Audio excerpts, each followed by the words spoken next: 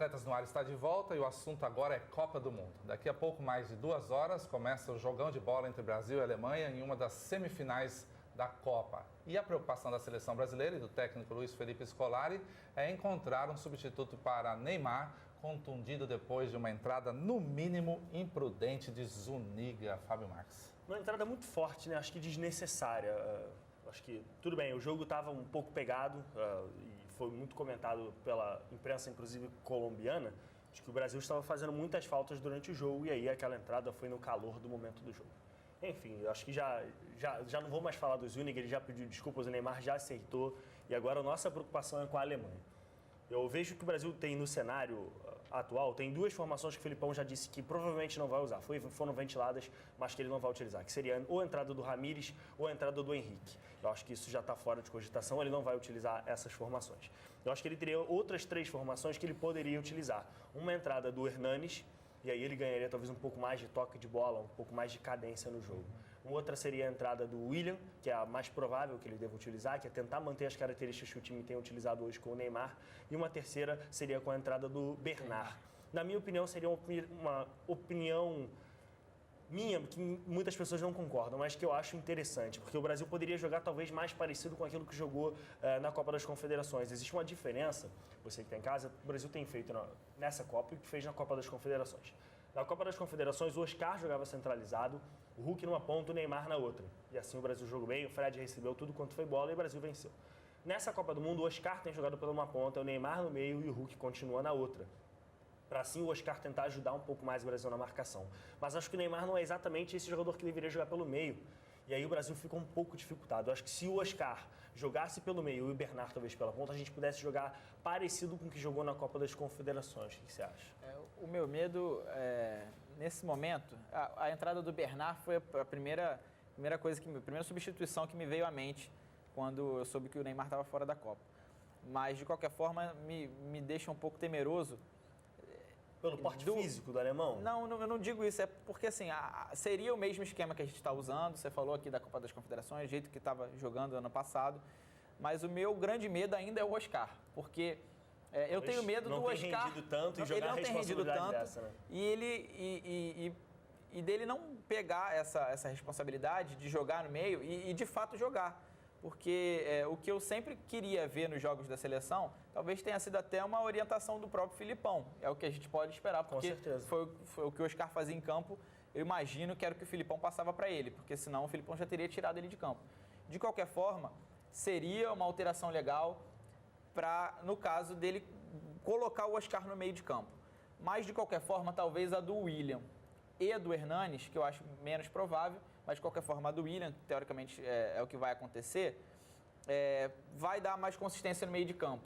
E isso é o que eu acredito que vai ajudar o Brasil contra um meio de campo da Alemanha, que é muito forte, de toque de bola. Imagino até que eles possam se revezar um pouco nessa função. Ter jogadores como o Oscar e o William no meio, talvez possa criar o Brasil sair um pouco desse 4-2-3-1 e aí fazer um pouco de 4-4-2 durante o jogo, onde o Hulk encosta lá no Fred, o William abre para uma ponta e a gente fica com 2 meias de fato no time. Sim. Isso pode, de certa forma, acontecer. O Filipão deu uma treinada nesse tipo de formação para caso o Brasil precise encostar um pouco mais no ataque.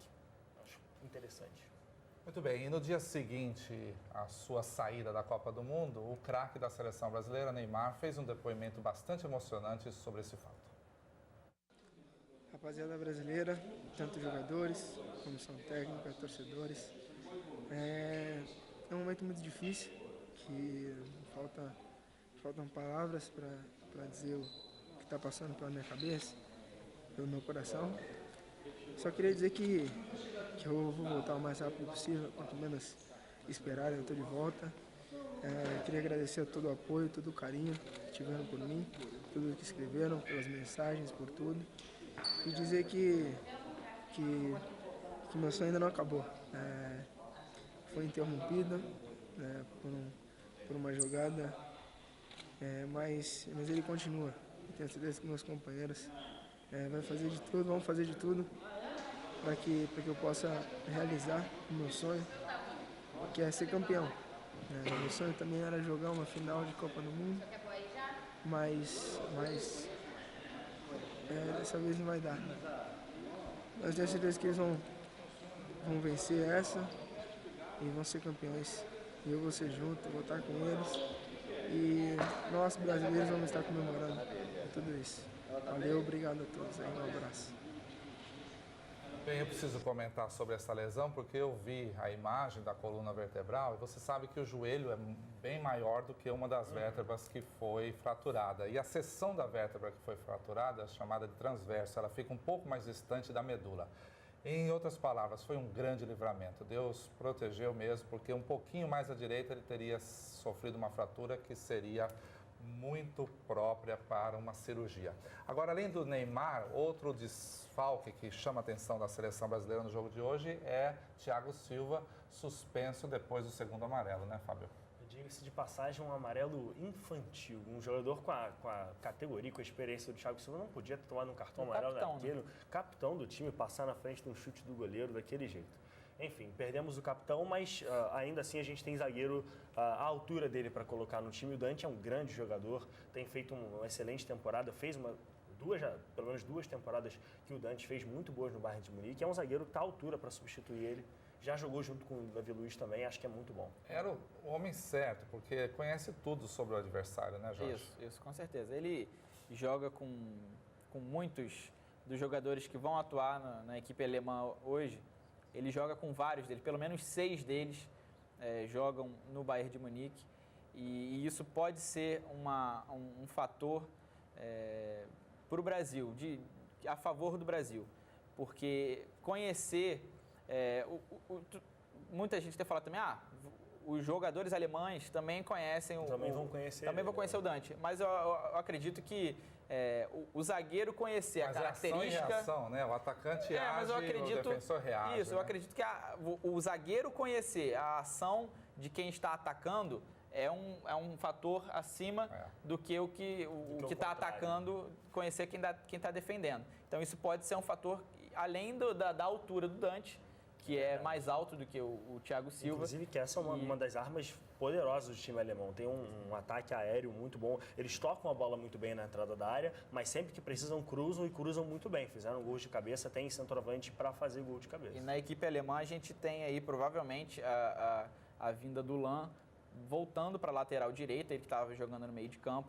No último jogo ele já jogou contra de a França, já jogou de lateral e isso deve permanecer. O que fortalece ainda mais o time, porque mesmo assim o meio de campo deles continua muito forte e o Lahm, que sabe jogar também no meio de campo, agora vai estar na lateral e pode ser e vai ser uma grande preocupação. E aí na frente a gente pode ter entrada ou do Klose ou do Schürrle, que deve... Todos dois apresentam um perigo muito grande para o Brasil, mas eu particularmente preferiria que o Klose não jogasse, que ele ficasse no banco porque para sempre. Ele está aí empatado com o Ronaldo em número de gols. E a gente torce para que ele não faça nenhum gol. Agora, no lugar do Thiago Silva, foi escolhido o Dante. No lugar do capitão, foi escolhido o outro zagueiro. O que vocês acham? Também uma excelente escolha. Acho que não teria... A escolha mais óbvia. Uma escolha óbvia. Assim, é uma pessoa que tem liderança e, acima disso, também está fazendo excelentes partidas, está jogando muito bem. Acho que isso é fundamental para um capitão estar em boa fase. E isso acho que contagia o resto do time, leva o resto do time a jogar bem também, a querer se espelhar no cara. E ele tem muito essa coisa de contagiar os outros jogadores. Só a gente vê a comemoração que ele fez no gol de falta contra a Colômbia e a gente vê a emoção que ele passa, a força de vontade que ele passa para o resto do time.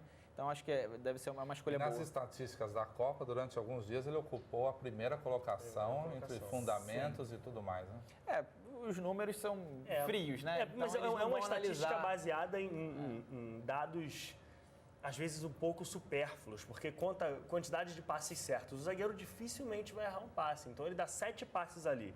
Um para o goleiro, outro para o zagueiro, outro para o lateral direito, um para o lateral esquerdo. Apesar de que ele até arrisca de vez em quando os lançamentos. E ele dá umas subidas para frente, também dá umas corridas lá. Tem feito gols. Mas é uma estatística um pouco... Agora, dos vários esquemas táticos treinados pelo Filipão, um deles não tinha o Fred. Vocês acham que é uma possibilidade de substituição aí no segundo tempo? Eu acho totalmente absurdo. Eu acho que é impossível jogar com a Alemanha e vencer sem um centroavante.